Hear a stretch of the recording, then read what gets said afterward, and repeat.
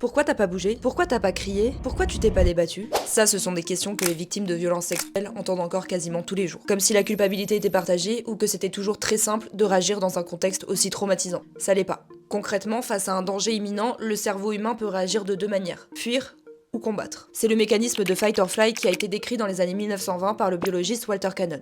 Sauf qu'il existe une troisième réaction possible, l'immobilisme. Là, les circuits cérébraux se bloquent, le cerveau est comme figé et la victime, elle, est quasiment paralysée. L'autrice américaine Jane Percy a étudié ces mécanismes à partir de récits de victimes et avec sa propre expérience de la culture du viol. Pour elle, l'éducation traditionnelle des filles, apprendre à être agréable, voire passive dans certains cas, peut renforcer ces réactions de sidération face à un agresseur. Dans le règne animal, certains animaux font le mort pour éloigner le prédateur. Chez les victimes d'agressions sexuelles, on parle d'immobilité tonique, c'est une réponse extrême à la menace, mais qui parfois permet d'atténuer l'horreur vécue. Et c'est aussi le cas du mécanisme de dissociation. Là, c'est une impression de quitter son corps et d'assister à la scène de l'extérieur. Les victimes décrivent souvent s'être vues d'en haut, incapables de réagir physiquement. Mais malheureusement, ce type de mécanismes sont encore très mal compris et peuvent parfois même se retourner contre les victimes. Après avoir été violées ou agressées, elles sont confrontées au mépris de la société et du système judiciaire. Parce que du côté des avocats de la défense, parfois on présente ce genre de comportement comme anormaux, voire parfois suspects. Alors attendez, je récapitule. Si on se défend pas, c'est pas normal. Si on ne s'effondre pas après, on n'est pas une vraie victime.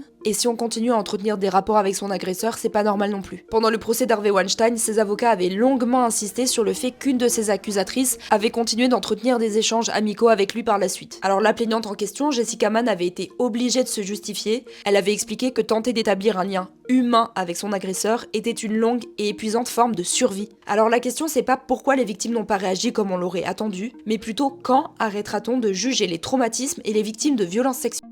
Parce qu'il y a encore beaucoup de travail. Pour en savoir plus, l'article est à retrouver sur slate.fr.